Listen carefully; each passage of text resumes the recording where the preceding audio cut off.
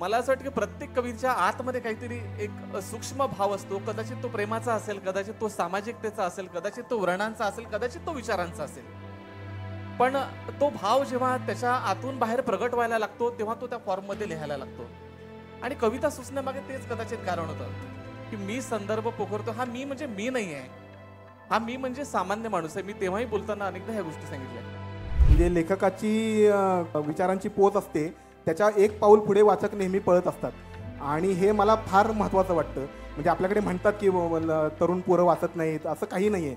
तर माझ्या कादंबरीच्या बाबतीत उलट अनुभव आहे की तरुणांनीच माझी कादंबरी जास्त वाचलेली आहे. कविता हा माझ्या मते म्हणजे आत्ता जे प्रदीप म्हणाला, सध्याच्या काळामध्ये तर खूप असं लोकांना वाटतं की तो सोपा प्रकार आहे. काय वाटलं ते लिहून काढायचं, उभं लिहायचं, ही झाली त्याची कविता.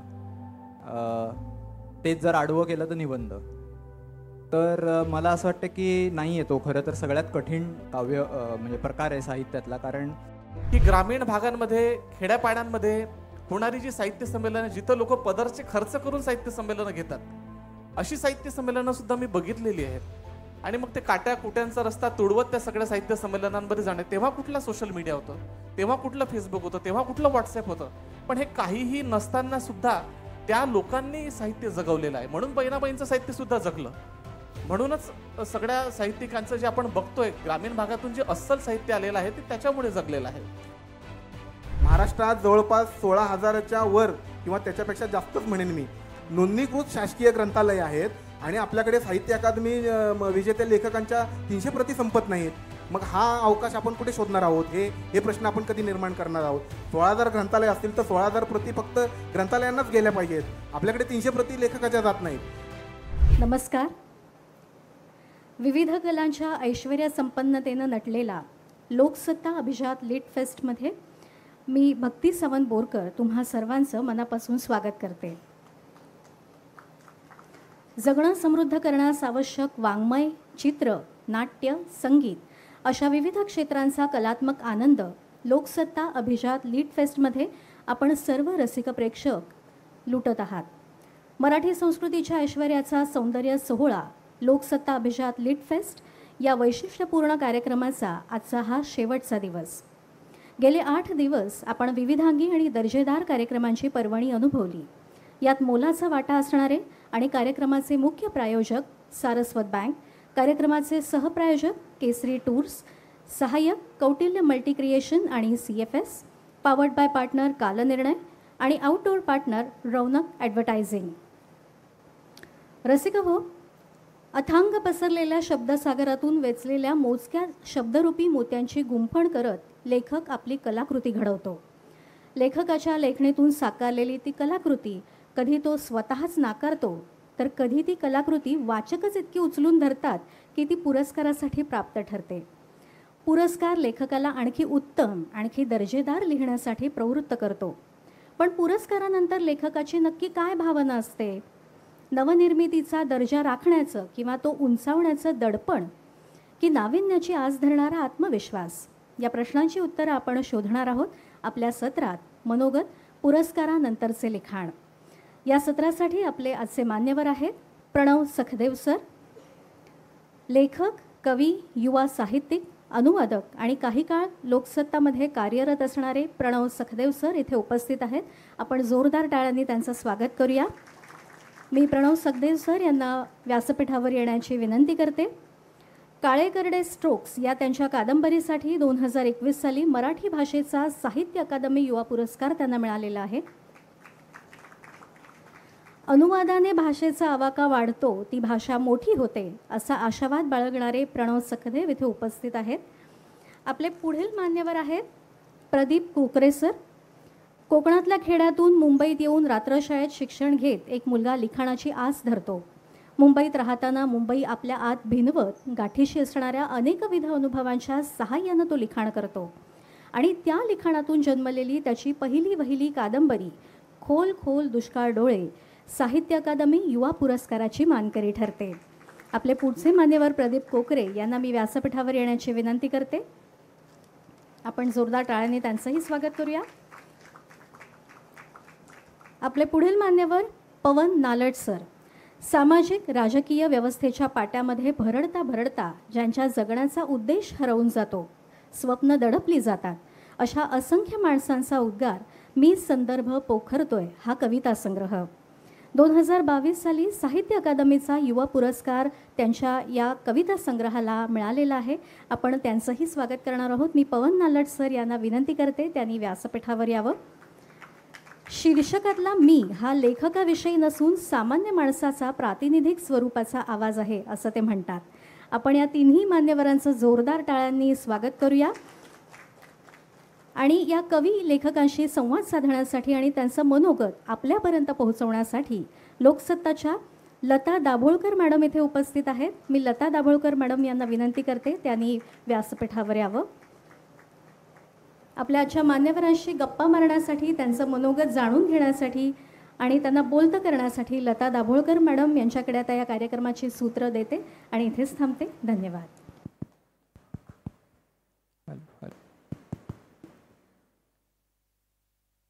नमस्कार, तुम्हा सगळ्यांचं स्वागत.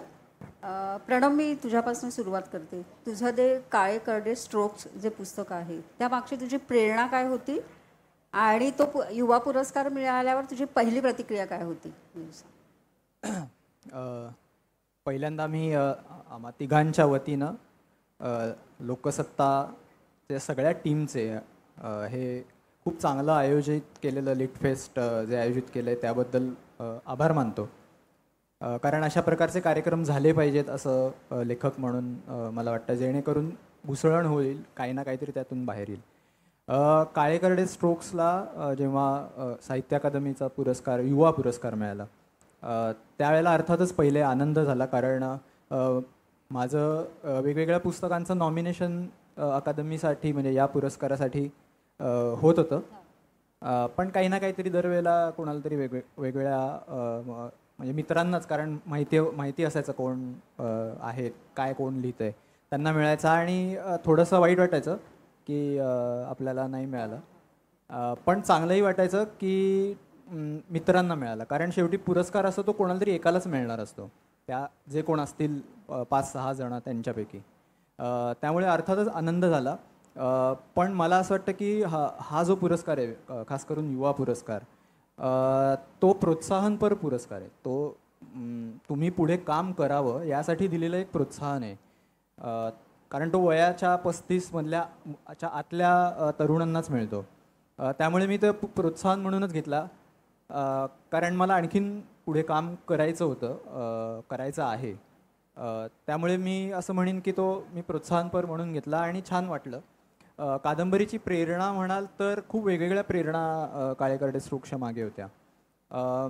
मी स्वतः लहानपणापासून मला रामायणाची एक गोष्ट आहे की रामायण कसं सुचलं याबद्दलची, की एक क्रौंच पक्षाचं जोडपं असतं आणि त्यातला एक पारधी असतो, तो एका पक्षाचा मारतो आणि जो दुसरा पक्षी असतो तो विरह आणि शोक व्यक्त करतो. त्यातून वाल्मिकींना ते सुचलं असं एक गोष्ट सांगितली जाते. त्या गोष्टीचं मला खूप फॅसिनेशन होतं की असं आपण सुद्धा काहीतरी आपल्याला करता आलं पाहिजे की ज्याच्यात ताटातूट होते आणि मग काहीतरी सुरुवात होते. रामायणासारखं महाकाव्य आणि त्यातून जे काय त्यांनी मांडलं तेवढं मला जमेल का मला माहिती नाही, पण ॲटलिस्ट मला प्रयत्न करून बघायचा होता की आपल्याला त्या प्रेरणेतून आजचं काहीतरी सांगता येईल का. आजचं म्हणजे मी ज्या पिढीचा आहे किंवा माझी जडणघडण जी झाली ती 2000 सालानंतर साधारण पोस्ट ग्लोबलायझेशन किंवा ग्लोबलायझेशनची फळं जेव्हा खऱ्या अर्थानं दिसायला लागली किंवा त्याचे तोटे फायदे दोन्ही गोष्टी दिसायला लागल्या त्याच्यानंतर साधारणतः माझी जडणघडण झाली. तर या सगळ्या गोष्टी, त्याचा नात्यांवर काय परिणाम झाला, त्या तरुणांना काय वाटतं, अशा काहीतरी म्हणजे एकीकडे ह्या गोष्टीचं फॅसिनेशन आणि दुसरीकडे हे काहीतरी मांडायचं, अशा एका वेगवेगळ्या काय फोर्सेसमधून ती कादंबरी आकाराला आली. प्रदीप, तुझ्या कादंबरीविषयी काय सांगशील? मला जे म्हणायचं होतं ते नेमकं प्रणवने सांगून टाकलंय आधीच.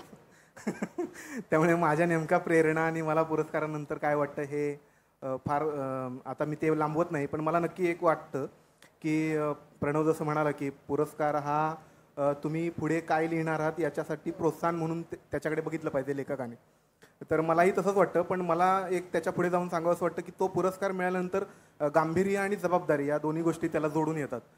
तर युवा साहित्य अकादमीचा पुरस्कार मिळाल्यानंतर ती जबाबदारी स्वीकारणं लेखकानं आणि आपण ज्यांच्यासाठी लिहितोय किंवा आपण जे काही लिहितोय तर त्याच्या मागे एक निश्चित प्रेरणा, निश्चित भूमिका, तर असं काहीतरी सर्वसाधारणपणे माझ्या डोक्यात होतं तेव्हा.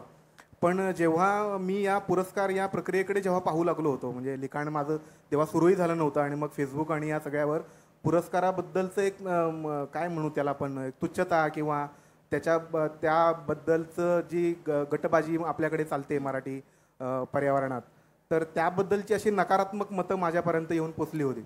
आणि ह्या भानगडीत आपण मुळात पडावंच का, आपलं आपलं चालू ठेवावं लिखाण, जे वाचेल तो वाचेल, नाहीतर पडून राहील किंवा विकलंही जाणार नाही, म्हणजे अक्षरशः या मतापर्यंत मी येऊन पोचलो होतो.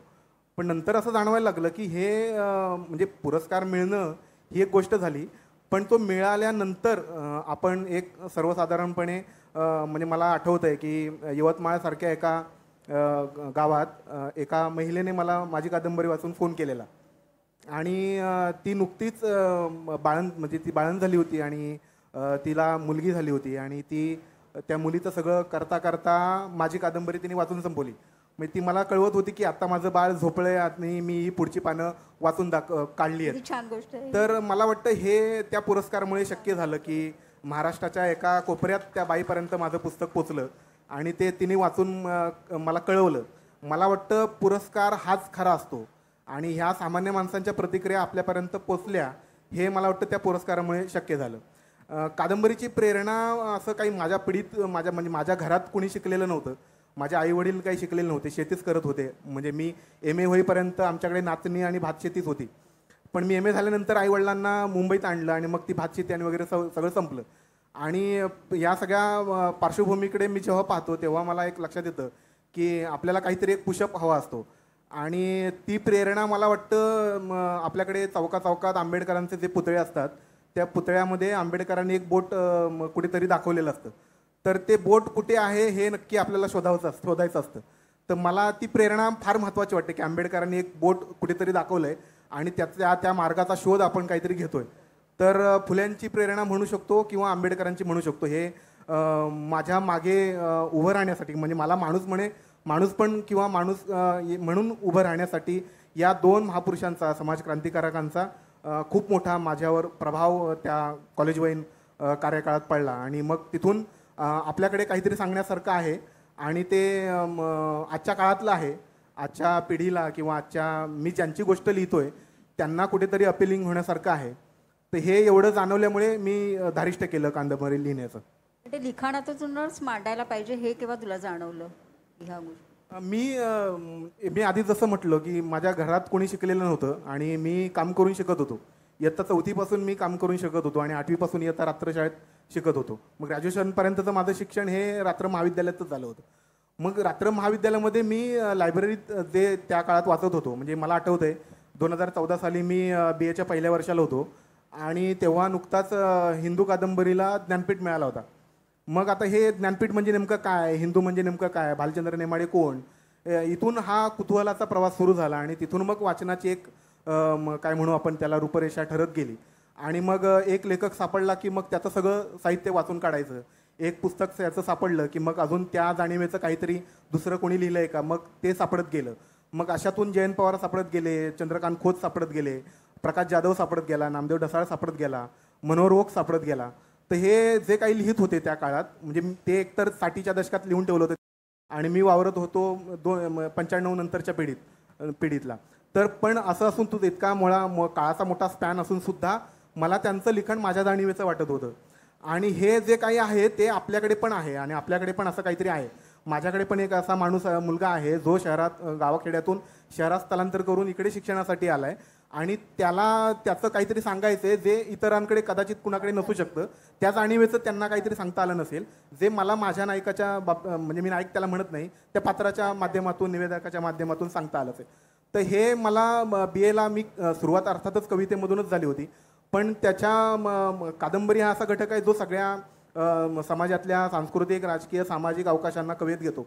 तर ते काहीतरी मोठं आपण आजमावून पाहिलं पाहिजे होतं आणि स्वतःलाच चॅलेंज दिल्याप्रमाणे म्हणजे तो असतो ना एक माज की आपल्या घरात कोणी शिकवलं नाही तर आपण हे करून दाखवू म्हणून, तर ते माझ्यात त्यावेळेला कदाचित रुजलं असेल आणि त्यातून मग हे लिखाणाची प्रोसेस सुरू झाली. पवन, तुझ्या कवितांमागची प्रेरणा? कवितांमागची प्रेरणा म्हणजे कविता मी जेव्हा पुरस्कार मिळाला तेव्हाच काही लिहायला लागलो असं कधी झालं नाही. आणि पुरस्कार मिळण्याच्या पुष्कळ वर्ष आधीपासून मी कविता लिहितच होतो आणि वेगवेगळ्या फॉर्म्समध्ये लिहित होतो. आपल्या सगळ्यांना कल्पना आहे, मी अमरावतीवरून येतो, विदर्भातून येतो. आणि विदर्भामध्ये अमरावती म्हणजे सुरेश भटांचं गाव, अमरावतीपासून जवळच नागपूर म्हणजे ग्रेसांचं गाव. अमरावतीला विदर्भ महाविद्यालयांमध्ये राम शेवाळकर आणि सुरेश भट असे सोबत शिकलेले आणि त्या महाविद्यालयात सुद्धा मी शिकलो काही वर्ष. त्यामुळे आणि माझे वडील तर आर्मीला म्हणजे तिकडे उत्तर प्रदेश आणि हा सगळा जो भाग आहे त्या भागामध्ये वडील माझे म्हणजे अनेक वर्ष मिलिटरीला होते. आणि माझं घर आज म्हणजे बऱ्यापैकी शहरात येतं, पण त्या काळामध्ये आमच्या घराकडे म्हणजे अगदी रस्ता पण नव्हता आणि पूर्ण शेतं भोवताली सगळी लागलेली. आणि त्या परिस्थितीमध्ये आईने तिथे कष्टाने आमच्या सगळ्या भावंडांचं बहिणींचं सगळ्यांचं संगोपन केलं.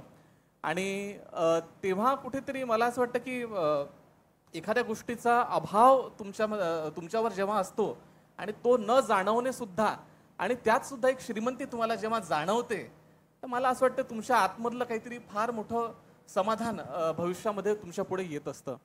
आणि त्यामुळे हळूहळू लिहायला लागलो.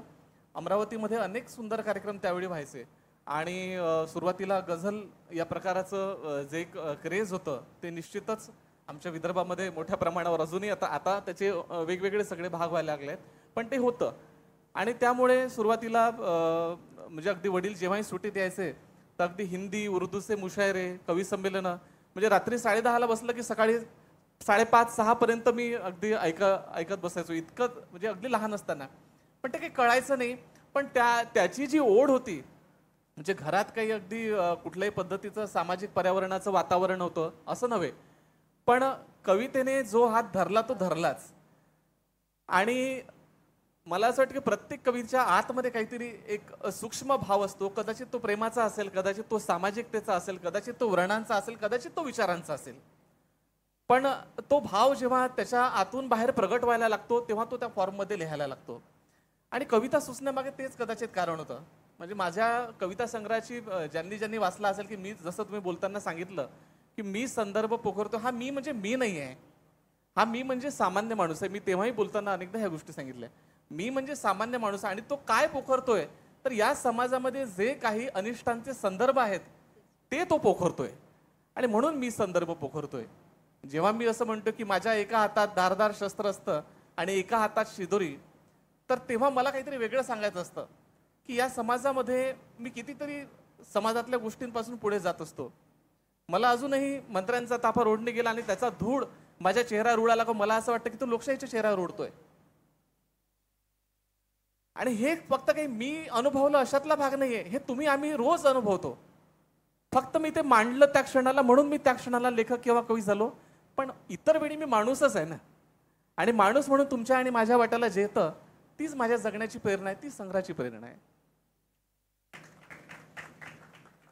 प्रणव, पुरस्कारा आधीचा तुझ्यातला लेखक आणि नंतरचा लेखक असं तू काही फरक करतोस का? हा, अर्थात थोडा फरक तर काहीतरी कशाचे तरी परिणाम आपल्यावर होतच असतात. तर तो फरक झाला, पण तो भूमिकेवर नाही झाला. एक लक्षात आलं की जेव्हा एखादा पुरस्कार म्हणजे राष्ट्रीय पातळीवरचा पुरस्कार मिळतो तेव्हा आधीचं आपलं जे काही साहित्य ज्या लोकांपर्यंत पोचलेलं असतं त्याच्या जवळजवळ 2, 3, 5 पट ते पोचतं. लोकांचं लक्ष जातं, लोक वाचायला लागतात, फीडबॅक्स येतात, जास्त फीडबॅक्स येतात. त्यामुळे काय म्हणूया की लोक काय विचार करतात आपल्या साहित्याचा हे आणखीन वेगवेगळ्या पद्धतीने वेगवेगळ्या सामाजिक, आर्थिक, राजकीय पार्श्वभूमीवरच्या लोकांकडून जेव्हा फीडबॅक्स यायला लागतात तेव्हा काही नव्यानं गोष्टी आकळायला लागतात. तसा मात्र भरपूर लेखक म्हणून परिणाम झाला की आणखीन आपल्याला काय करता येऊ शकतं किंवा आणखीन आपण काय शोधलं पाहिजे, समाजामध्ये आत्ता सध्या काय चालू आहे आणि त्यातून आपल्याला विषय घेऊन आणखीन काय गोष्टी करता येऊ शकतात असं नक्की एक झालं. पण मी बऱ्यापैकी शिस्तीत काम करणारा माणूस आहे. त्यामुळे जेव्हा पुरस्कार मिळायचा होता तेव्हासुद्धा माझं ठरलं होतं की मला पुढे 4 कादंबऱ्या किंवा काय जे लिहायचं आहे ते काय प्रकारचं लिहायचं आहे. त्यामुळे त्याच्यावर तसा खूप परिणाम नाही झाला. पण बरेच कंगोरे कळायला लागले समाजाचे, लोकांचे, किंवा त्यांचं काय म्हणणं असू शकतं दोन्ही बाजूनी. म्हणजे फालतू कादंबरी आहे असं सुद्धा रिप्लाय येतात. अशी समीक्षासुद्धा की या कादंबरीत काय, कशाला मिळाला पुरस्कार, असे सुद्धा रिप्लाय आले. चांगलं झालं ते की तसे रिप्लायसुद्धा आले. कारण त्यामुळे होतं असं की तुम्ही आणखीन तुमच्या कलाकृतीकडे तुम्ही जे काय नवीन निर्माण करणार असता त्याच्याकडे तटस्थपणे बघायला लागतं, आणखीन तटस्थपणे बघायला लागतं की माझं हे काम आहे, हे मी करून झालेलं आहे, मी आता पुढच्या टप्प्यावर गेलेलो आहे. म्हणजे जेव्हा काळे करडे ला पुरस्कार मिळाला त्यावेळेला माझा जस्ट एक कथासंग्रह दिमित्री रियाज केळकरची गोष्ट आला होता महिन्याभराच्या फरकाने. त्यामुळे मी ॲक्च्युली खूप वेगळ्या आणखीन पुढच्या काहीतरी शोधात निघालोच होतो. पण परत जेव्हा काळे करडेकडे वळायचं तेव्हा थोडं असं वाटलं की नाही या पुस्तकाला मिळालं पाहिजे होता, कारण आता मी या टप्प्यावर आहे. पण ठीक आहे, म्हणजे ते नेहमीच होत असतं की तुम्हाला म्हणजे या प्रोसेसमधून जात असताना काही पुस्तकांना जास्त हे मिळतं. म्हणजे असं वाटतं की नाही, या कादंबरीला खरं तर जास्त आणखीन फोकस मिळाला पाहिजे होता, पण तेवढा मिळाला नाही. आता ते ठीक आहे, म्हणजे जेव्हा तुम्ही एखादी कला काहीतरी निर्माण करता आणि बाहेर पडता तेव्हा मग आता सगळे लोक ठरवतात त्याचं काय करायचं. त्यामुळे त्याच्यात खूप इन्व्हॉल्ड व्हायचं नाही हे मात्र याच्यामुळे कळालं की किती इन्व्हॉल्ड व्हायचं, त्याबद्दल आपण किती काय म्हणूया त्याच्यात अडकून राहायचं का पुढे जायचं. कारण मला व्यक्तिशः असं वाटतं की माझं जे लेखकाचं जे काय मी काम करतो ते काम हे शोधण्याचं काम आहे. म्हणजे मग तो माणसाला काय वाटतं, समाजात काय चाललेलं आहे, त्याच्यातून काहीतरी मला निर्माण करायचं असतं, मला स्वतःला काय वाटतं. तर हा जर शोध घेणं थांबलं तर कदाचित लिखाण थांबेल. तर हा शोध कायम चालू राहायला पाहिजे असं मला वाटतं की प्रत्येकजण त्याचा शोध घेत असतो आणि तो घेत राहील. पण जर आपण एकाच ठिकाणी थांबलं, म्हणजे आता उदाहरणार्थ काळे करडे इकडेच जर थांबलं असतं तर मग काही मजा नाही आहे त्याच्यात. मग मी तेच करत राहिलो असतो. मला अजूनही ते तसं करायचं नाही आहे. एक कादंबरी, एक कथा लिहिली की शक्यतोवर पुढची कथा वेगळी असली पाहिजे अशी माझी लेखक म्हणून भूमिका आहे. मग त्याच्यात वेगळं आणखीन काहीतरी आणलं पाहिजे, वेगळे सामाजिक संदर्भ आले पाहिजेत, वेगळी पात्रं आली पाहिजेत. त्यामुळे मी असा खूप बदल नाही झाला. पण पुरस्कारामुळे जे फीडबॅक झाले त्याच्यातून खूप वेगवेगळ्या गोष्टी मात्र नक्की कळत गेल्या. प्रदीप, तू काय सांगशील? आणि पुरस्कारानंतर तुझं वर्तमानपत्रीय लिखाण पण वाढलं, तर तो फायदा नाईलाज म्हणून करावं लागतं ते. आणि ते सगळं त्याच्यामुळे कळतं ना, ते सगळं तुमच्याच पेपरात केलंय मी. नाही, पण मला नाही वाटत काही पुरस्कार मिळाल्यामुळे आपल्या मूळ काय आपला ढाचा असतो त्याच्यात काय बदल होतो विचारांच्या. प्रामुख्याने ढाचा हा विचारांच्या अनुषंगाने शब्द वापरतोय मी. पण जनरली म्हणजे आता जसं प्रणव म्हणाला की खूप साऱ्या वाचकांचे अभिप्राय येतात आणि त्यात असं काही असतं की त्यात नव्याने काहीतरी आपल्याला गवसतं आपल्या कादंबरीबद्दल. तर असा विचार तुम्ही केला असतात तर मग असं झालं असतं.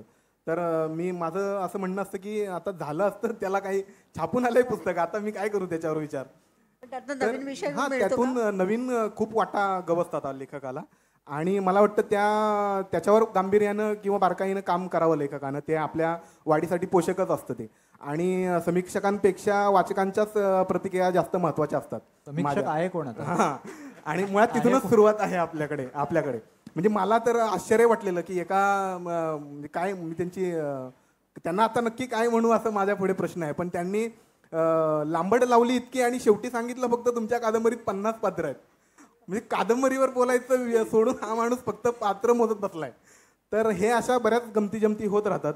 पण असंही होतं की बऱ्याचदा की अजून एक गमतीची गोष्ट म्हणजे तुम्ही जेव्हा पुरस्कार मिळालेला असता आणि 15-1 दिवस झालेले असतात आणि मग प्रतिक्रियांचा असा सपाटा लागलेला असतो की असाच एका माणसाने मला फोन केला आणि बरंच काहीतरी सांगत सुटले आणि मग शेवटी म्हणाले की मला तुमच्या कादंबरीवर लिहायचं आहे.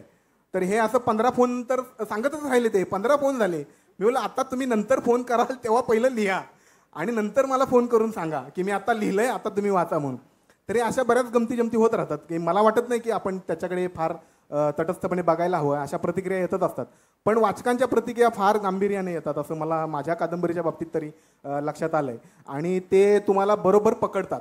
म्हणजे लेखकाची काय विचारांची पोच असते त्याच्या एक पाऊल पुढे वाचक नेहमी पळत असतात आणि हे मला फार महत्त्वाचं वाटतं.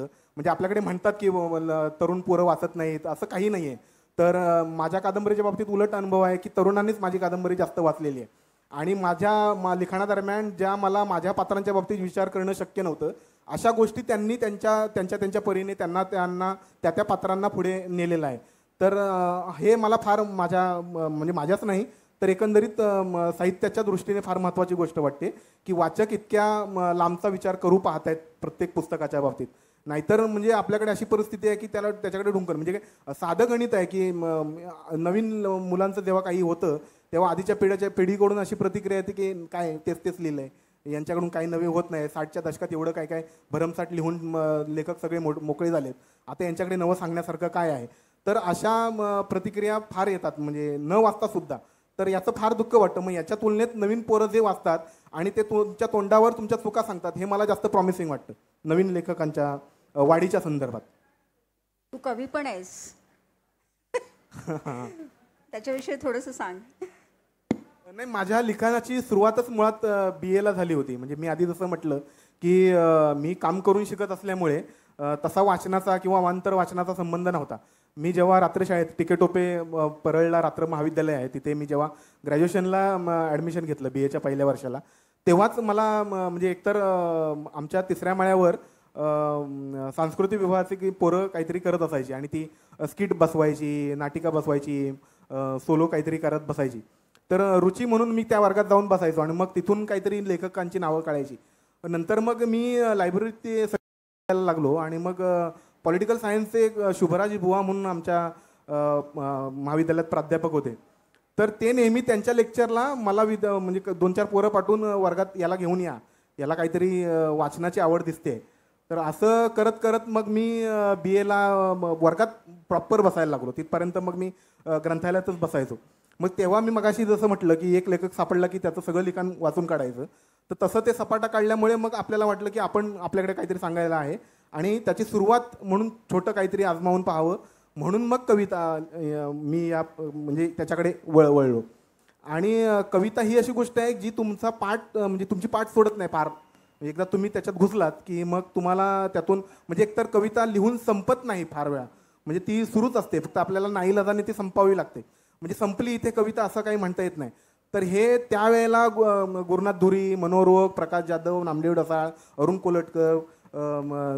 कोलटकर नंतर दीपू चित्रे असे कवी ग्रॅज्युएशनच्या वयात मला वाचायला मिळाल्यामुळे कदाचित ती धारणा किंवा ती समज फार लवकर म्हणणार नाही पण त्या वयात आली की नेमकं आपल्याला कविता म्हणून जे काय आपल्याकडे अक्षरशः लोक समाज माध्यमांवर पाडतात तर ती काही कविता नाही आहे. तर त्या सदृश्य लिखाण हे काहीतरी वेगळंच आहे. आणि कविता हा घटक मुळात अंतरप्रेरणेने काहीतरी आतमध्ये दुखल्याशिवाय बाहेर येत नाही. तर त्याला अनुभव काहीतरी लागतो आणि अनुभवासोबत कल्पनासुद्धा लागते. तर ही या सगळ्या लोकांचं ते वाचल्यामुळे मला गांभीर्य आलं की आपण जे काही लिहितोय त्याला जरा पॉलिश करण्याची फार गरज आहे. आणि हे पॉलिश पण त्यांचं वाचल्यामुळे आलं. म्हणजे मी असं म्हणत नाही की दीपू चित्र्यांच्या कविता फार ग्रेट आहेत किंवा अरुण कोलटकरांच्या कविता ग्रेट आहेत मग आपण आता काय लिहायचं आहे, तुकारामाने एवढं सगळं सांगून ठेवलं तर आता आपल्याला काय लिहायची गरज आहे. तर प्रत्येक काळात आपल्या आपल्या पातळीवर आपल्या आपल्या जाणीवेचं काहीतरी निर्माण होत असतं. सामाजिक संरचना बदलत असतात, राजकीय प्रतिक्रिया उमटत असतात. तर त्याच्यावर काहीतरी आपला एक से असतो. तर तो मला वाटतं अशा छोट्या छोट्या घटकातून व्यक्त करावा म्हणून मी त्या घटकाकडे पाहिलं होतं. आणि अजूनही मी कविता या प्रकाराकडे गांभीर्यानंच पाहतो. लोक जितके कवितेला म्हणजे आता कविता लिहून मोकळी झाली म्हणजे अक्षरशः लोक कविता या प्रकाराकडे गांभीर्यानं पाहतच नाही आहेत. आणि आपली परंपरा काय होती तुच्छतेने म्हणजे काय म्हणजे व्हॉट्सअपवर त्यांना प्रतिक्रिया लगेच हवीच असते. म्हणजे आता मी कविता लिहिली आहे आता तू मला लागलीच कळव काय कविता काय आहे ते इतक्या जलद गतीने होत असतं. तर त्या संरचनेवर आपण गांभीर्याने विचार करणार आहोत का नाही हा मुळात मला नेहमी कविता वाचताना प्रश्न पडत आलेला आहे. प्रणव तू पण उत्तम कवी आहेस तर त्याच्याविषयी सांग. म्हणजे होतो मी असं मी आता म्हणेन. नाही असं नको म्हणूस. नाही कविता हा माझ्या मते म्हणजे आत्ता जे प्रदीप म्हणाला सध्याच्या काळामध्ये तर खूप असं लोकांना वाटतं की तो सोपा प्रकार आहे. काय वाटलं ते लिहून काढायचं, उभं लिहायचं, ही झाली त्याची कविता. तेच जर आडवं केलं तर निबंध.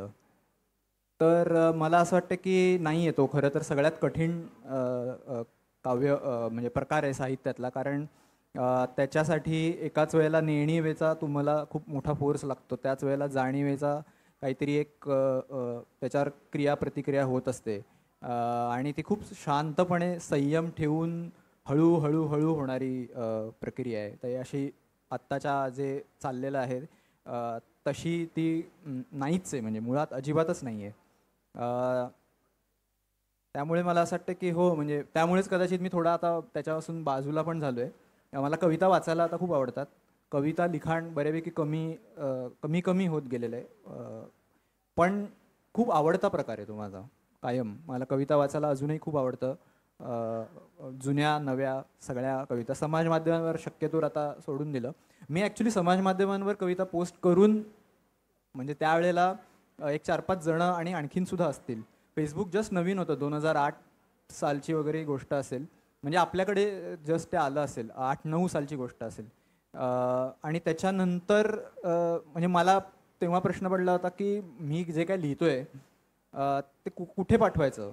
संपादक माझ्या ओळखीचे नाही आहेत, नियतकालिका जी आहेत ती आपलं छापतील का मला माहिती नाही.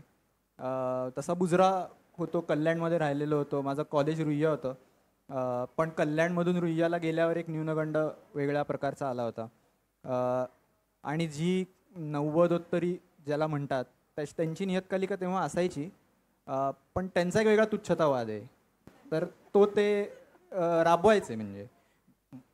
तर मग म्हटलं की आता करायचं काय आपण. वाचायचो मी कविता सगळ्यांच्या, म्हटलं आपण हे फेसबुक काहीतरी इकडे टाकून तर बघू काय होतंय.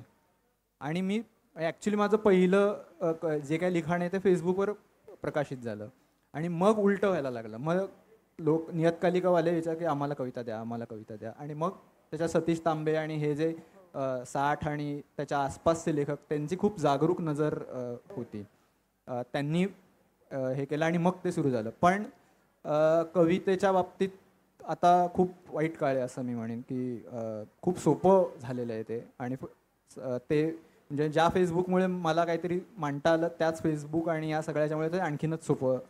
मराठीत तर तो असं टिंगल असल्यासारखाच विषय झालाय कवी. हो, तसं झालेलंच आहे कवी पूर्वीपासून. हो, कवी म्हटलं की तो एक जब्बा आणि असं एक विशिष्ट चित्र, दाढी वाढलेली आहे आणि वगैरे वगैरे वगैरे जे काय असेल ते, किंवा मग त्याच्यावर विनोदच करायचे. तर ते ठीक आहे, म्हणजे तसं आहे. विनोदाचे काही कवी असतात तसे, भरपूरच कवी असतात ज्यांच्यावर विनोद. त्याच्यामुळे गांभीर्याने बघितलं जात नाही अनेकदा असं वाटतं का? दोन गोष्टी वाटतात मला. मला असं वाटतं की मधल्या काळामध्ये झालं असं की कविता सुद्धा म्हणजे कवी आणि कविता सुद्धा लोकांपासून दूर गेली. म्हणजे असं नाही की आपण फक्त लोकांना दोष दिला पाहिजे, ती खूप जास्त प्रमाणात दूर गेली. ती एका विशिष्ट वर्गापुरतीच आहे असं झालं. आणि मग जे नंतर एकदम लोट आल्या, म्हणजे उदाहरणार्थ मी जो तुच्छतावादाचा उल्लेख केला की कविता हे सामान्यांसाठी नाहीच आहे, ते एका विशिष्ट वर्गासाठी आहे, आणि एका विशिष्ट जार्गनने जे लिहिली पाहिजे वगैरे वगैरे. म्हणजे आता बहिणाबाईंची जी कविता आहे ती अजूनही आपल्याला जितकी रिलेट होते, तर त्याचं तुम्ही काय करणार हा प्रश्न जोस्तोवर आपण सोडवत नाही तोस्तोवर याचा मधला मार्ग निघणार नाही असं मला वाटतं. एक गट असा आहे की त्याला असं वाटतं कविता ही एका विशिष्ट वर्गापुरतीच आहे आणि सामान्य लोकांना तर काय कळतच नाही. आणि एक गट असा आहे की ते इतकं त्याचं सुलभीकरण करून टाकतात कवितेचं की मग ते रोजच्या रोज कविता लिहित बसतात. तर याच्या मधला काहीतरी एक मला असं वाटतं स्पेस पकडता आली पाहिजे. म्हणजे ती मला असं वाटतं थोडीफार विंदा करंदीकरांना, पाडगावकर बापट मी म्हणणार नाही, विंदा करंदीकरांना ती कुठेतरी पकडता आली होती का.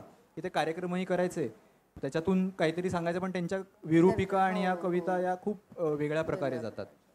तर ती कुठेतरी त्यांना तो धागा कदाचित जमला होता. तर असं काहीतरी जोस्तोर होत नाही तोस्तोर पुन्हा कवितेचे बरे दिवस किंवा लोक थोडं गांभीर्याने त्याच्याकडे बघायला लागतील की हे काहीतरी इंटरेस्टिंग आहे. आणि लोकांचं पण चुकतं, लोकांना पण सुलभीकरण सध्याच्या काळात हवंच असतं. कविता हा सुलभ प्रकार नाहीच आहे, मुळात तो जटिलच प्रकार आहे. तुम्हाला त्याच्या सामोरं जाताना जसा कवीने पेशन्स ठेवलेला आहे, गंभीर कवीने, तसाच पेशन्स वाचकाचा सुद्धा अपेक्षित आहे. तुम्हाला त्याला सामोरं जाताना काही एक काय म्हणूया आपण, जसं एक जिम वर्क करतो ना मसल्स, तसे तुम्हाला वाचकाला पण बौद्धिक मसल्स किंवा मानसिक मसल्स कमवावे लागतील, त्याला वेळ दिला पाहिजे. तर दोन्ही बाजूनी येते असं मला वाटतं. आता हे दोन्ही टोकं इतकी अशी झालेली आहेत की मधला मार्ग कसा काढायचा कोणालाच तो म्हणजे सध्या तरी सुचत नाही आहे, पण कदाचित पुढे निघू शकेल. पण असं काहीतरी झालं पाहिजे, मधलं काहीतरी निघालं पाहिजे असं मला वाटतं. पवन, तू त्या मगाच्या प्रश्नाचं उत्तर दे आणि हे जास्त उत्तर या विषयीचं दे, कवितेविषयी. कुठला प्रश्न? म्हणजे पुरस्कारानंतरचा तू आणि आधीचा कवी म्हणून तू ते तर सांग, आणि कवितेचा धागा पकडून याला पण सांग. ते खरं म्हणजे दोघंही मुळात कवी आहेत आणि दोघंही कवी असून सुद्धा आता म्हणजे उत्तम कादंबरी कथा लिहितात. पुरस्काराच्या नंतर काय बदल झाला, तर मला असं वाटतं की पुरस्कार कुठलाही असो, जेव्हा शासनाचा पुरस्कार तुम्हाला मिळतो आणि मानाचा पुरस्कार मिळतो तेव्हा तुम्हाला मान्यता प्राप्त होते. हे तर खरंच आहे, प्रोत्साहन मिळतंच आपल्याला, पण आपल्याकडे बघण्याचा लोकांचा दृष्टिकोन बदलतो काही अंशांनी का होईना. आणि त्याच्यामुळे लोक, मला असं वाटतं की निदान इतकं तरी गांभीर्याने बघतात की हा माणूस पुढचा लिहितोय काय, हे तरी निदान चाणाक्ष वाचक बघायला लागतो. आणि मला वाटतं की तीच एक फार मोठी मिळकत या पुरस्काराची आहे की चांगला वाचक आपल्यापर्यंत येतो. आणि मला जे जाणवलं माझ्या कविता संग्रहाच्या बाबतीमध्ये की मी संदर्भ पोखरतोय, कविता संग्रह आला, त्याच्यावर बरीच परीक्षणं समीक्षणं येत गेली, लोकांपर्यंत संग्रह पोचत गेला. आणि मला असं वाटतं की एखादा संग्रह थोडा वेगळा का ठरतो, तर मला असं वाटतं की कवीचं जसं अतिशय मोठी परंपरा सगळी आता प्रदीपने सुद्धा सांगितली मराठी कवितेला आहे, पण यामध्ये सुद्धा जेव्हा कवीचा स्वतःचा एक ठसा असतो तो सुद्धा त्याच्यामध्ये आला पाहिजे, त्याची शैली आली पाहिजे. ती जेव्हा उमटते कुठे काही अंशाने का होईना, पण जेव्हा ती उमटते तर तेव्हा कुठेतरी मला असं वाटतं की वाचकांच्या नजरेमध्ये सुद्धा एक मान्यता मिळते किंवा वाचकांना सुद्धा समजते की नाही, ही कविता याची आहे. तर ही एक ओळख फार मला महत्वाची जी मिळाली ती साहित्य अकादमीच्या पुरस्कारानंतर मिळाली आणि माझ्यासाठी तो फार महत्वाचा क्षण आहे असं मला म्हणायला हरकत नाही. दुसरा, हा पुरस्कार माझ्यासाठी का महत्वाचा आहे, मी हे म्हणणार नाही की म्हणजे अगदीच काय म्हणजे मिळाला म्हणून मला काही वाटलं नाही, मी या म्हणणाऱ्यांपैकी नाही आहे. निश्चितपणे माझ्या घरामध्ये कुठल्याही पद्धतीची परंपरा नव्हती, माझ्या घरामध्ये कोणी लिहिणारं नव्हतं. मी ज्या बॅकग्राऊंडमधून आलो त्या बॅकग्राऊंडमध्ये अतिशय परिस्थिती दारिद्र्याची होती, पण दारिद्र्याचं भांडवल करणं हे माझ्या स्वभावाला आणि तत्वाला न पटणार आहे. पण या सगळ्या परीटघाड्या मोडून जेव्हा आपण पुढे जातो, आणि तुमच्यापैकी प्रत्येक जण जातो, मीच जातो अशातला भाग नाही, तेव्हा तुम्हाला अतिशय निस्वार्थीपणे जे तुमच्या आयुष्याला दान लाभतं तर ते दान अतिशय महत्त्वाचंच असतं. त्यामुळे हा पुरस्कार माझ्या दृष्टीने अत्यंत महत्त्वाचा ठरलाच त्याच्या सुरुवातीपासून. कारण मला अजूनही आठवत आहे की ग्रामीण भागांमध्ये खेड्यापाड्यांमध्ये होणारी जी साहित्य संमेलनं, जिथं लोक पदरचे खर्च करून साहित्य संमेलनं घेतात, अशी साहित्य संमेलनं सुद्धा मी बघितलेली आहेत. आणि मग ते काट्या कुट्यांचा रस्ता तुडवत त्या सगळ्या साहित्य संमेलनांमध्ये जाणे, तेव्हा कुठला सोशल मीडिया होतं, तेव्हा कुठलं फेसबुक होतं, तेव्हा कुठलं व्हॉट्सअप होतं, पण हे काहीही नसताना सुद्धा त्या लोकांनी साहित्य जगवलेलं आहे. म्हणून बहिणाबाईंचं साहित्य सुद्धा जगलं. म्हणूनच सगळ्या साहित्यिकांचं जे आपण बघतोय ग्रामीण भागातून जे अस्सल साहित्य आलेलं आहे ते त्याच्यामुळे जगलेलं आहे. आणि त्यामुळे हा प्रवास पूर्ण करता करता करता इथपर्यंत येणं, तर मला वाटतं की ती ही मान्यता आहे.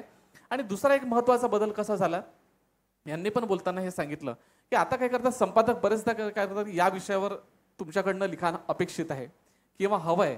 असा करता करता मी बरेच वैचारिक लेख या 2 वर्षामध्ये अनेक म्हणजे अगदी दिवाळी अंकांपासून ते सगळे लोकरंगाला सुद्धा म्हणजे लिहिले, लोकरंगाला ललित लेखन लिहायला सुरुवात केली. ह्या दिवाळी अंकाला लोकसत्तालाच मी वैचारिक लेख, म्हणजे ते विषय मला असं वाटतं कधी कधी लेखकाचं कवीचं गांभीर्य वाढवण्यामध्ये संपादक हा फार महत्वाचा असतो. आणि त्यामुळे असे चाणाक्ष संपादक असले की लेखक सुद्धा घडत जातो. अनेक लोकांनी त्या लेखावर सकारात्मक प्रतिक्रिया दिल्या, अनेकांनी तो वाचलेला आहे, मी आता त्याचा उल्लेख या ठिकाणी करणार नाही. पण लोकसत्ताला जे आजच्या काळाचं जे प्रतिबिंब सगळं आलं, सामाजिक राजकीय सगळ्या उलाढाली ज्या होत आहेत, त्याने त्या संदर्भामध्ये जो लेख माझ्याकडून लिहून घेतला संपादकांचे आभार आहेत. तर त्याच्या ज्या प्रतिक्रिया आजच्या काळाच्या अनुषंगाने आल्या त्याच्यामध्ये मला महत्त्वाचं सांगावं लागेल की वाचक हा फक्त काही म्हणजे काय म्हणतात त्याला रसिकतेनेच बघतो असं नसतं, तो वैचारिकतेने सुद्धा बघतो, तो सामाजिक भूमिकेतून सुद्धा बघतो, तो निर्णय क्षमतेने सुद्धा बघतो. आणि हे बघताना मला प्रकर्षाने जाणवलं की जशा सकारात्मक त्याच्यावर प्रतिक्रिया चांगल्या आल्या तशा नकारात्मक सुद्धा आल्या. आणि हा पलाटे यावेळच्या दिवाळीला हा लिहिलेला पहिला लेख असेल, त्याच्यावर धमक्या सुद्धा आला. म्हणजे धमक्या येणं हा प्रकार माझ्या दृष्टीनं आतापर्यंत कवितेमध्ये नव्हता. मला असं कधी कधी वाटायचं की बरं झालं आपल्या कविता संग्रहामध्ये काही वाचकांनी मुद्दामच नाही वाचलं, ते बरं झालं. कारण काही काही विषय मी अगदी शिक्षण व्यवस्था असेल, सामाजिकीकरण असेल, किंवा जेव्हा मी म्हणजे अगदी काय म्हणतात त्याला की अगदी कोळशाच्या खाणीमध्ये कोणी गेलं, हात काळे झाले, अशा लोकांचा हा सगळा इतिहास आहे असं जेव्हा मी परखडपणे मांडतो, तर मला असं वाटतं की त्यावेळी जे माझ्या मनातून उमटतं की माझ्या एका हातात संस्कारांची शिदोरी असते, एका हातात धारदार शस्त्र, हे शस्त्र मी रोज उमटत असतो श्वासांवरती येणारी जळमटे दूर करण्यासाठी. मग हे जे मी म्हणतोय ही जळमटं या समाजाने लादलेली आहेत आणि ती प्रत्येक काळात आहेत. ती एका संस्थेची नाही, ती एका सत्तेची नाही, ती एका परिघाची नाही आहे. या लेखामध्ये एक मी महत्वाचा मुद्दा मांडताना मी माझ्या दृष्टीने महत्वाचं म्हणत नाही, लोक त्याचा न्याय निवाडा करतील, पण मी लिहिताना त्या 4 गोष्टी लिहिल्या. त्याच्यात मला एक वाटलं की पुरोगामित्व, प्रतिगामित्व दोन्हींमधली कट्टरता ही शेवटी वाईटच. दोन्हींमध्ये चांगली मूल्य आहेत आणि दोन्हींमध्ये अत्यंत वाईट पण आहे. आणि नेमकं काय होतंय की आजची न वाचणारी पिढी असं म्हणणार नाही, पण कमी वाचणारी पिढी जी सोशल मीडियामध्ये जे दिसतं, जे नसून असतं त्याच्याकडे ज्या पद्धतीने आकर्षिल्या जाते, ती कट्टरता पहिले घेते. आणि म्हणूनच कुठल्याही काळामध्ये सत्तेचं केंद्रीकरण जेव्हा होतं, एका माणसाच्या हातामध्ये बऱ्याच वर्षात काळ होतं किंवा एका सत्तेच्या परिघामध्ये होतं, कुठलीही सत्ता, मी पक्षाचं कुठलं लेबल घेत नाही, त्या काळामध्ये सामान्य माणसाचा चेहरा हा दुर्मुखलेलाच होतो. आणि त्यामुळे त्याचे जे पडसाद असतात ते अगदी शासन व्यवस्थेपासून, नोकरी व्यवस्थेपासून सगळीकडे उमटायला लागतात. आज शिक्षण व्यवस्थेचं काय विदारक क्षेत्र आहे, म्हणजे त्या क्षेत्रामध्ये काम करताना अगदी दिसायला येतं की विद्यार्थी संख्या कमी होणे हा शाळांचा प्रॉब्लेमच नाहीये. मुळात शासनाला सुद्धा नकोय कधी कधी, मला असं वाटतं की त्या माणसाने शिकवावं, त्याने उत्तम द्यावं, उत्तम पिढी घडवावी, हेच नकोय व्यवस्थेला, कधी कधी असं वाटायला लागतं. पण पवन, मी हाच धागा पकडून एक विचारते की ह्या भोवतालचं सध्या जी परिस्थिती आहे अस्वस्थ करणारी, त्याच्या लिखाणावर काय परिणाम होतो का? लिखाणावर दडपण येतं असं मी म्हणणार नाही.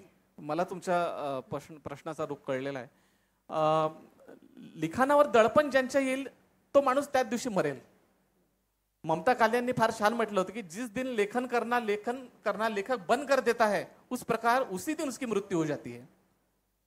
गीतांजली रे लिहित होत्या, त्यांना बुकर मिळाल्या, त्यानंतर सुद्धा मृदुला गर्ग म्हणतात की आगे भी वो लिखती रहे. मला वाटतं हा भी फार महत्वाचा आहे. आणि मला जर काही या पुरस्कारानंतर आलं असेल, जे भान होतं, मला वाटतं निर्णय क्षमता आणि विचारांची दृढता जी प्राप्त झाली ना, ती या पुरस्कारामुळे मला अतिशय महत्वाने प्राप्त झाली. साहित्य अकादमीच्या पुरस्काराच्या दिवशी, त्याच्यानंतर दुसऱ्या दिवशी त्या ठिकाणी सगळ्यांना माहिती आहे की जे संभाषण होतं सगळ्यांचं, तर त्याच्यामध्ये अगदी अध्यक्षांनी सुद्धा त्याच्याशी म्हटलं की अनेक वर्षांपासून हा पुरस्कार आम्ही अनेकांना देतोय, पण एवढ्या वर्षानंतर ती लेखक कुठं गेली सगळी, म्हणजे माझा मुद्दा म्हणत नाही, आजपर्यंतची लेखक सगळी मंडळी कुठं गेली मागची, हा एक महत्वाचा प्रश्न सर्व भाषांच्या अनुषंगाने त्यांनी उपस्थित केलेला होता. मला वाटतं की त्याच्यानंतर असा जाब विचारणारा हा आजचा कार्यक्रम आहे. आणि म्हणून लोकसत्ताचं पहिले अभिनंदन केलं पाहिजे की आम्हालाच नाही तर आमच्या याच्यातल्या सगळ्यांना तुम्ही हा विचारा प्रश्न, आणि फार गरजेचा आहे. या प्रश्नाने केवळ आम्ही परीट घाल्या काढून केवळ एका फॉर्म मध्ये लेखन करणार नाही, तर त्या फॉर्म मध्ये आम्ही जीव ओतून लेखन अजून चांगल्या पद्धतीने करू, म्हणून सुद्धा हा मला महत्वाचा मुद्दा वाटतो. प्रदीप, तू काय म्हणशील याच्यावर? सॉरी, मला प्रश्न कळला नाही तुमचा. म्हणजे सभोवतालची जी परिस्थिती आता अस्वस्थ करणारं जे काय आहे, तर त्यावेळी लेखन करताना काही दडपण येतं का? ते आणखी त्वेषाने लिहावं असं वाटतं?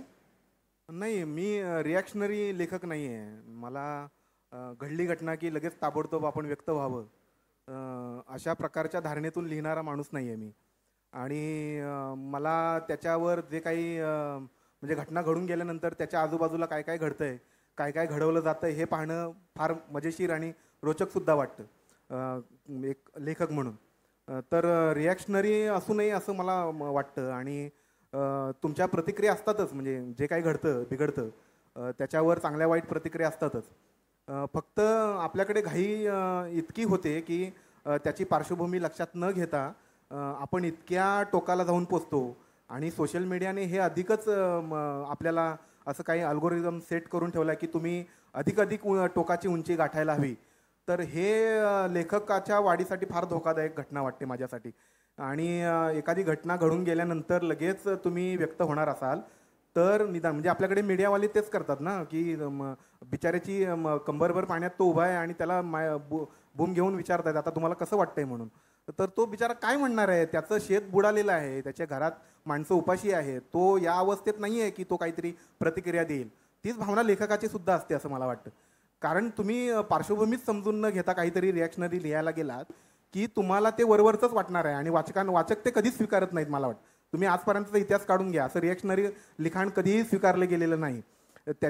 ते स्वीकारलं जावं म्हणून प्रयत्न केलेले आहेत, पण असं लिखाण कधीही स्वीकारलं गेलेलं नाही. मराठी साहित्याचा इतिहास तुम्ही काढून बघितलात तर कधीही असं झालेलं नाही की रिॲक्शनरी साहित्य त्याचा उदो केला गेलेला आहे.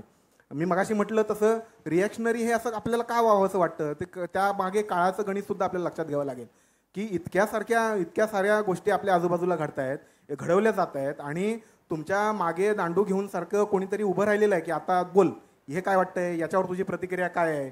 अरे बाबा, मला लगेच प्रतिक्रिया नाही द्यायची आहे, मला समजून घ्यायचं आहे काय घडलंय ते नेमकं.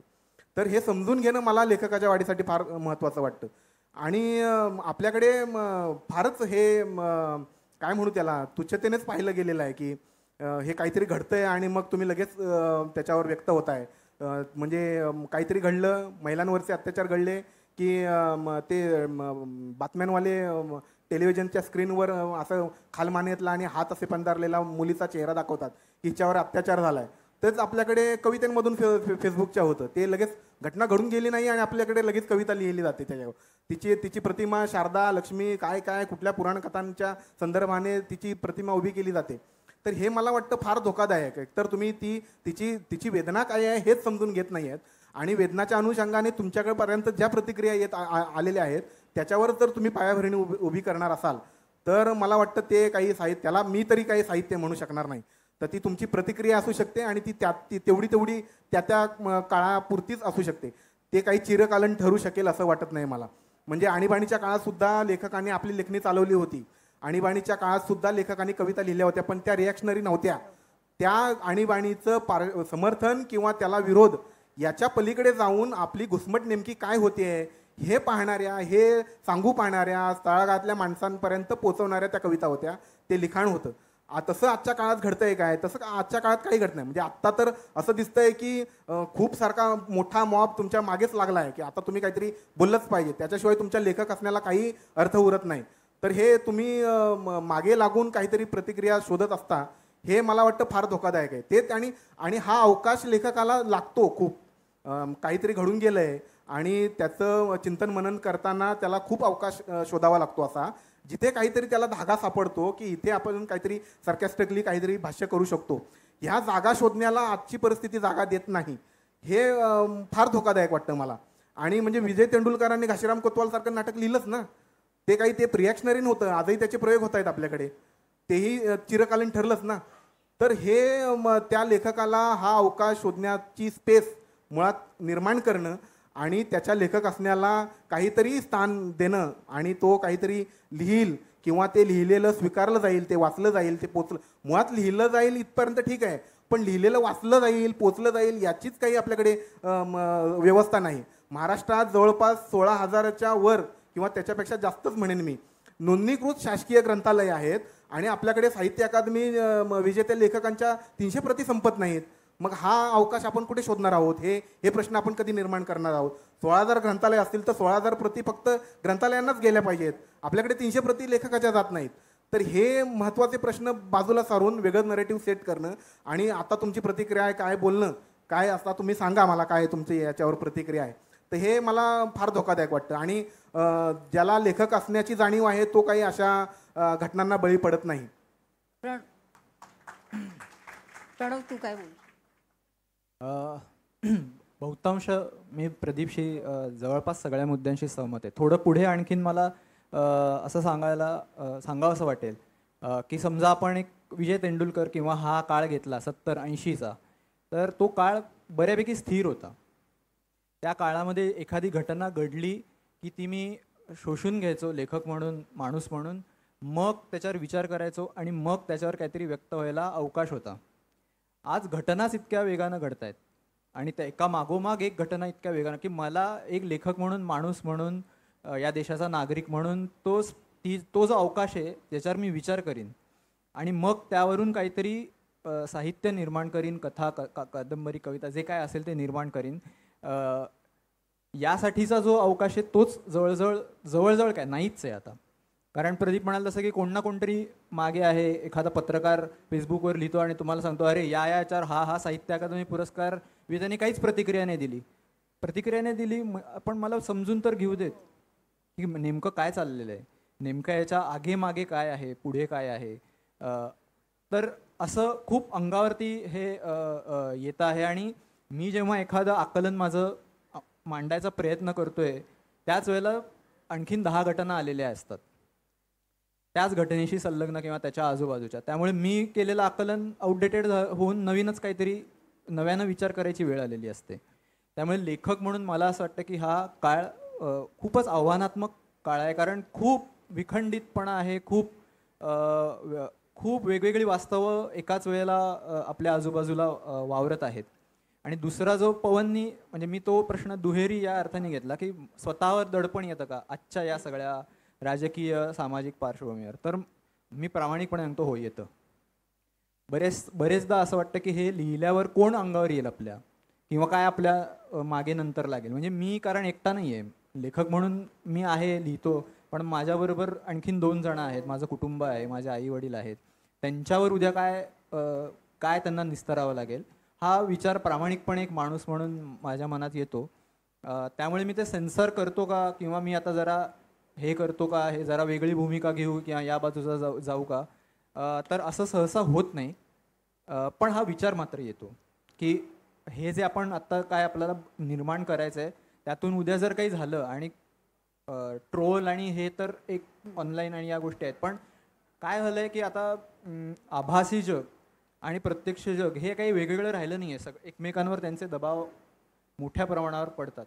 त्यामुळे उद्या तुमच्या घरी काय येईल, किंवा एखादा राजकीय कोणी दुखावला गेला तर तो आपल्याला काय करेल, एखादे समूह जात समाज दुखावला गेला तर तो काय करेल, हा विचार माझ्या मनात आजच्या काळामध्ये 100% येतो की आपण हे करताना याचे परिणाम काय होतील. आणि ते मी तर समजा आहे बाबा दृढ म्हणजे सोसीन मी, पण माझे जे प्रिय व्यक्ती आहेत, कुटुंब आहे, त्यांना जे काय सहन करावं लागेल.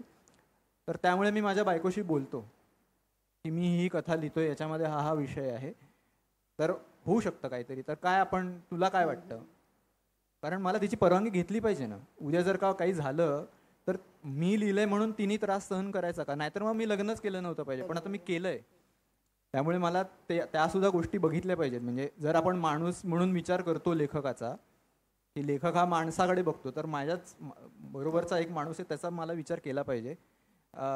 त्यामुळे मला असं वाटतं हो माझ्यावर ते दडपण कुठे ना कुठेतरी सबकॉन्शियस याच्यावरती आजच्या काळामध्ये येत राहतं. आजची परिस्थिती अजिबातच काय म्हणूया, जे हवं ते आपण लिहू शकतो मुक्तपणे, कुठल्याच काळात ती नसते. असं नाही आहे की आधी खूप होती आणि आता, पण आता ती आणखीन जास्त तुमच्यावरती वेगवेगळ्या प्रकारची बंधनं वेगवेगळ्या प्रकारे लादण्यात येत आहेत. त्यासाठी वेगवेगळ्या क्लुप्त्या वापरण्यात येत आहेत, सत्तेचा वापर केला जातोय. त्यामुळे हो की दडपण येतं, भीती वाटते. तिघही नवीन काय लिहित आहे त्याच्याबद्दल थोडक्यात सांगा, नवीन येणारं साहित्य. मला एक डिस्टोपियन कादंबरी खूप वर्षांपासून म्हणजे माझं त्याचं लिखाण चालू आहे, तर ती एक चालू आहे. आणि महाभारतावरती एक कादंबऱ्यांच्या एक पात्राला घेऊन आजच्या काळानुसार त्याचा काही वेगळा विचार करता येईल का, अशा प्रकारे. म्हणजे ह्याचं कारण पण सांगतो की जर का तुम्ही गेल्या काही वर्षांमध्ये इंग्लिशमध्ये मराठीमध्ये सुद्धा ट्रेंडिंग पुस्तकं जी आहेत ती सगळी मिथकं, पुराण कथा वगैरे वगैरे वगैरे किंवा इतिहास आणि या संदर्भातली आहेत. तर लेखक म्हणून मला असं वाटतं की तो जो एक वेगळ्या प्रकारचा नॅरेटिव्ह सेट केला जातोय या बहुतांश लेखकांकडून, आणि तो खूप आक्रमक आहे.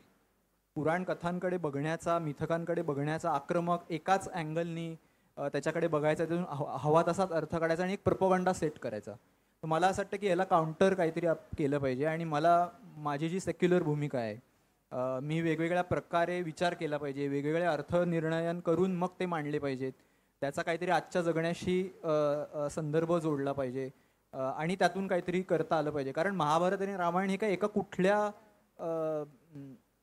समाजाची जातीची मग ते भारतीय आहेत, त्यामुळे सगळ्यांचा त्याच्यावर हक्क आहे. त्यामुळे त्याचा अर्थनिर्णयन वेगळ्या प्रकारे केलं पाहिजे असं मला लेखक म्हणून वाटलं. तर त्या प्रकारचं काही एक लिखाण चालू आहे. आणि ज्याला मोझाईक नॉवेल्स असं म्हटलं जातं. म्हणजे के कनेक्शन नावाची जे नुकतंच पुस्तक आलं की कथा म्हटल्या तर कथा सुट्ट्या सुट्ट्या, पण त्याला काहीतरी एक अवकाश आहे आणि एक कादंबरीसारखा फील तुम्हाला देईल. तर अशा आणखीन 2 मोझाईक नॉवेल्स मी लिहायचा. म्हणजे के कनेक्शनचा पुढचा भाग पी कनेक्शन्स आणि वेगळ्याच पूर्ण प्रकारची पुस्तकं आणि ज्ञान यांच्याबद्दल चर्चा करणारी एक मोझाईक नॉवेल्स, अशा सध्या तरी हे डोक्यात आहे. प्रदीप तुझं? मी सध्या ज्या कादंबरीवर काम करतोय ती स्थलांतर आणि गावखेड्यातून शहरात येणाऱ्या स्त्रिया ज्या इकडे एलिट किंवा उच्चवर्णीय लोकांकडे काम दोन्ही भांडी करतात, तर त्यांच्या आयुष्यावर एक कादंबरीचं काम सुरू आहे माझं. आणि कविता संग्रहाचं काम संपत आलं आहे. म्हणजे पोटमाळ्यावरचे सरभरीत उच्चार नावाचा एक कविता संग्रह माझा आता येईल. तर अशा 2 पुस्तकांवर सध्या काम सुरू आहे. आणि मग पॅरलल तेच आपले पोटापाण्याचे व्यवहार करावे लागतात ते लिखाणा म्हणून. पवन तू? कविता संग्रहामध्ये 2 भाग आलेले होते. सगळ्यांना कल्पना आहे की त्याच्यामध्ये बाईचं जगणं 10 कविता हा एक खंड आलेला होता आणि एक आला होता हमनफस काही नोंदी, ज्याच्यामध्ये हिंदू मुस्लिम भावविश्व आणि त्याच्यातले सगळे सूक्ष्म बारकावे अशा पद्धतीने मी घेतलेले होते. खरं म्हणजे गेल्या अनेक वर्षांपासून म्हणजे रेखी करणे म्हणजे मुद्दाम नाही, पण सगळ्या अनुभवांचा पर्यावरणाचा एक निरीक्षण आणि सगळ्या गोष्टी असल्यामुळे तर त्याच्यामुळे त्याचा एक खंड दीर्घ कवितांचा हमनफस काही नोंदींचा त्याच्यावर एक काम सुरू आहे. त्याचा एक संग्रह आता कधी येईल ते नाही सांगता येणार मला, फक्त या वर्षी की पुढल्या वर्षी, पण त्याच्यावर व्यवस्थित काम करून तो एक संग्रह रसिकांपर्यंत येणार आहे. याच्याशिवाय काही कथांचं लेखन माझ्या पातळीवर सुरू आहे, ज्याच्यामध्ये शिक्षण व्यवस्थेमध्ये बऱ्याच लोकांना कल्पना नाही, मी त्या क्षेत्रामध्ये काम करतो आणि बरंच ग्रामीण भागांमध्ये काम केलं आहे, शहरातही काम केलं आहे, त्यामुळे विविध अनुभव पदराशी बांधलेले आहेत. तर त्या कथांवर सुरुवातीचं थोडं काम करतोय. आणि एक भाग मला फार महत्त्वाचा वाटतो की कधीतरी त्याच्यावर उत्तम लिहिता यावं, तो म्हणजे पारलिंगी समाज, ज्याच्यावर अतिशय सुंदर आपल्याकडे परिसंवाद झाला. अजूनही त्याविषयी उत्तम पद्धतीने काय म्हणतात त्यांच्या व्यथेशी भिडणारं, आपण किती लिहिण्याचा प्रयत्न केला तरी त्यांच्या व्यथेशी नाही भिडू शकत, पण तरी सुद्धा त्या अनुषंगाने लिहिण्याचा प्रयत्न आहे. तर कधी काय होईल वेळ ते नाही सांगता येणार, पण काम सुरू आहे. एक कविता सादर कर आणि कार्यक्रम संपूया. बरं, जरूर. दीर्घ कवितांचा जो भाग येणार आहे त्याच्यातली एक मला एक छोटासा तुकडा मी आपल्यासमोर सादर करतो. खरं म्हणजे सामाजिक राजकीय लिहिता लिहिता प्रेमही लिहिता यावं माणसाला. प्रेम हा सुद्धा फार महत्त्वाचा भाग आहे या समाजामधला. आणि प्रकार कुठलाही लिहा, त्यातलं काव्य जिवंत असलं पाहिजे, ते जिवंत राहावं आणि त्यासाठी वाचकांचे सुद्धा तेवढेच आशीर्वाद महत्त्वाचे असतात. तर डोह नावाची एक कविता आहे, ती मी पेश करतोय समारोपाला. लोकसत्ता अभिजात लिट फेस्टचं आम्हाला आमंत्रित केलं, प्रणवने सुरुवातीला आभार मानले, समारोपाला मी सगळ्यांचे आभार मानतो की आम्हाला या ठिकाणी आपण बोलावलं त्याबद्दल. अजान झाली आणि भराभर पाय चालायला लागले वजू करताना. अजान झाली आणि भराभर पाय चालू लागले वजू करताना.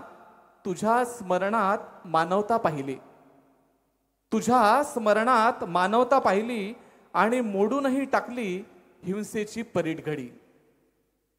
आणि मोडूनही टाकली हिंसेची परीट घडी, हिंसेची गडद वस्त्र पांघरत. हातात टाळ आणि मानवतेला विटाळ. हातात टाळ आणि मानवतेला विटाळ, हेही घडलंच ओघाओघानं. आस्थेचा अजिंठा अमर असतो हे एव्हाना सिद्ध झालं होतं. शतकांच्या उंबरठ्यावर मानवी उन्मादाची चिन्ह तशी नवीन नव्हती. शतकांच्या उंबरठ्यावर मानवी उन्मादाची चिन्ह तशी नवीन नव्हती. मिनार कल्ले तशा दीपमाळाही कल्ल्याच होत्या. मिनार कल्ले तशा दीपमाळाही कल्ल्याच होत्या. परवा मुलीने चुकून देवळाला हिरवा रंग दिला. परवा मुलीने चुकून देवळाला हिरवा रंग दिला आणि मशिदीला भगवा म्हणून केवढा कालवा झाला रंगांच्या कॅनव्हासवर. धर्माच्या भयान डोहात बुडालेली निरागस माणसं, धर्माच्या भयान डोहात बुडालेली निरागस माणसं परतलीच नाही कधी, आणि डोह तर गहिराच होत चाललाय, डोह तर गहिराच होत चाललाय. खूप खूप धन्यवाद. धन्यवाद सर. आपल्या मान्यवरांनी आपले विचार मांडले त्याबद्दल तुमचे खूप खूप आभार. सर मग असे बोलता बोलता बोलले की चाणक्य संपादक असेल तर लेखक घडतो. अतिशय खरं आहे. आणि असाच संपादक असेल तर असा सौंदर्य सोहळा घडतो. तर लोकसत्ताचे आणि गिरीश कुबेर सरांचे मनापासून आभार. गेले 8 दिवस आपण खूप सुंदर कार्यक्रम, दर्जेदार कार्यक्रम सर्व रसिक प्रेक्षकांनी अनुभवले त्याबद्दल. आणि आता कौटिल्य मल्टीक्रिएशनचे मनोज चौधरी इथे उपस्थित आहेत. मी त्यांना व्यासपीठावर येण्याची विनंती करते. आपल्या मान्यवरांना आपण लोकसत्तातर्फे एक छोटीशी भेटवस्तू देणार आहोत.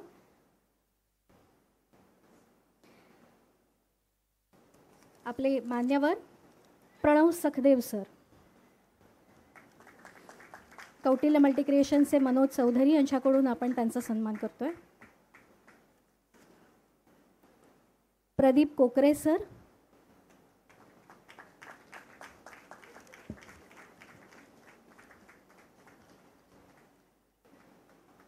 धन्यवाद सर. आपले पुढील मान्यवर पवन नालट सर,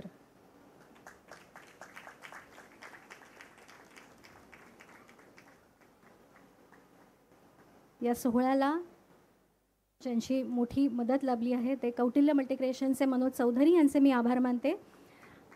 आणि या पुढचा आपण एक समूह छायाचित्र घेणार आहोत.